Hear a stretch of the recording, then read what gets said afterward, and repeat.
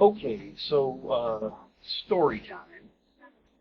When I first arrived in Colombia, this was like 2016, 2017. I had the opportunity to invite a girl that I was staying out for a country getaway, and uh, and I offered to barbecue for her and her family, which in hindsight, I I didn't really know enough about the territory to pull off barbecue. So we get out to this place in the woods where I'm gonna barbecue, and and I ask, if I can get some charcoal somewhere, and sure, it's charcoal. It looks like this. These are not briquettes; the actual, chunks of wood that's charcoal, and you obviously are not going to light that with a cigarette lighter. There's no lighter fluid anywhere. They just don't use that. Ask for gasoline. That's too precious. You're not going to spend that lighting the barbecue. So I asked one of the locals for help. How can I get this barbecue lit? How do you guys do it? And he hands me two plastic cups and a napkin. And one plastic cup has some sugar in it, and the other plastic cup has some cooking oil in it, and a napkin. And he's like, "Yeah, that'll take care of it now. You're good to go." And I obviously had no idea what to do with that. So he showed me, and it was actually a lot of work because he just used his hat. But I've got a hair dryer, so it's not going to be that much work for us. And I'll show you guys how we turn that into a barbecue. All right. So as near as I can figure it, not being a scientist or anything, the napkin is the wick, right? And the sugar is an accelerant. We're making kind of a high temperature candle, and then we want to tie that up as best we can. I'm using one of those extra tough Scott paper towels that are super easy to tie up. You won't necessarily be able to find one of those around here. And this is the last one, but they're easier to demonstrate with because I'm not going to tear it and have to go find another one. And then the oil is going to keep the napkin from burning up too quickly before it can reach the temperature to ignite the sugar, which is going to get us to the temperature that ignites the charcoal. Okay, so here we have a wheel that was liberated from a 1993 Honda Accord. That, I mean, they left it parked there for a really long time, well over 2 hours. They obviously didn't need it. That's a rebar. I have no idea what kind of car that was. And we're going to put that right here. And you might not have one of these, but it isn't necessary. Matches will work just fine. And you want to light that napkin in a few places and let it start sucking on the oil while it's be careful not to drown it. And then while that's going, you want to take some charcoal and kind of try to make a little house over it. I've put one corner out. Hopefully the other one brings through. Light it in. Almost. Nope. Not enough jagged edges on the napkin to catch a flame. There you go.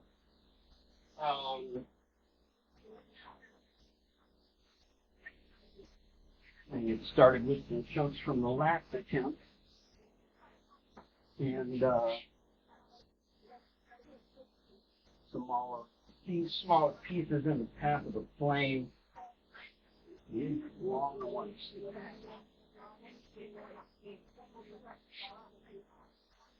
So if you've ever built a bonfire, then you get the general idea. Flame goes up.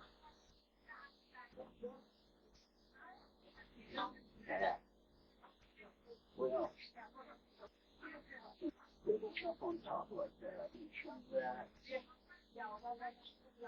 And obviously, we're not getting we're not getting very dramatic results with this right now because we're not fanning the flames yet.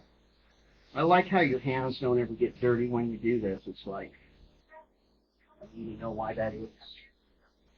So fresh, so clean. Anyway, so that's why we bring our fashion accessories, because we don't want to get our arms tied waving a hat around. And this is obviously going to kick up lots of ash, so be ready for that.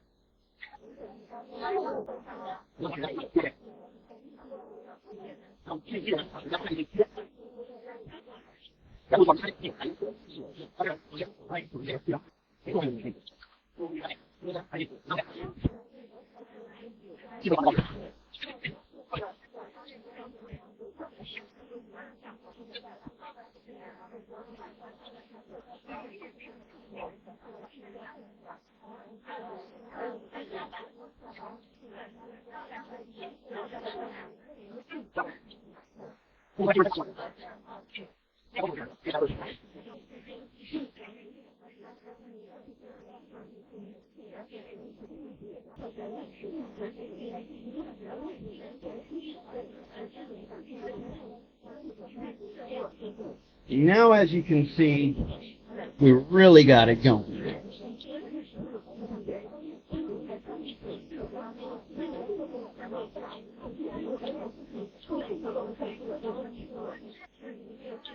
And I think I better turn off the hairdryer at that point because fire really big now.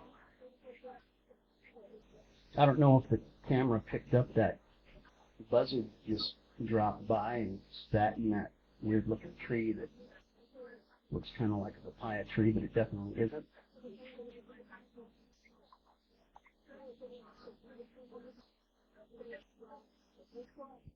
So as you can see, we just lit some charcoal with some sugar and some oil and a paper towel.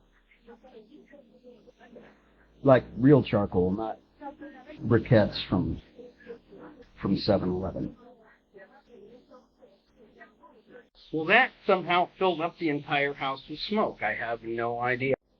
So I left that for a few minutes while I was washing my hands, and I came back to this. You can see the sugar is still burning on the bottom, and that's keeping the charcoal lit. It was a challenge. We had to work at it, but we got it going. And it's definitely going now.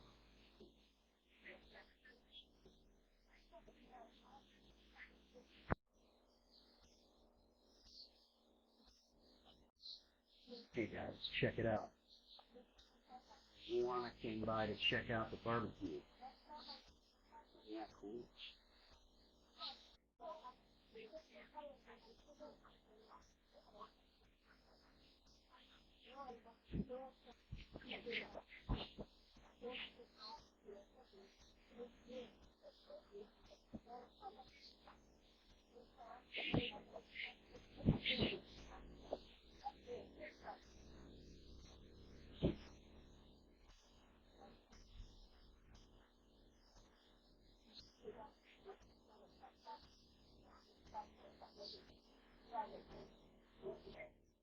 So I have this lid from a rice maker, an oversized rice maker that I own, and I put that on there.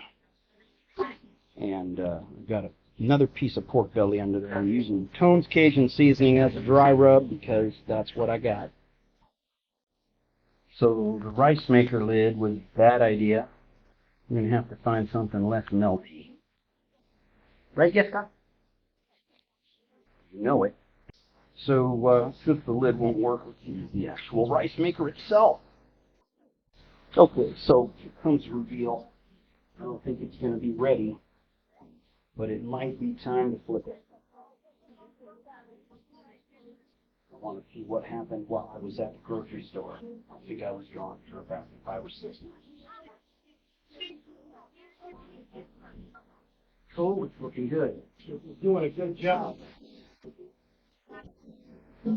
So deflecting the heat back down into it. Even getting cooked on top. Wow. All right. Looks almost perfect. Going to let it cook for a little longer.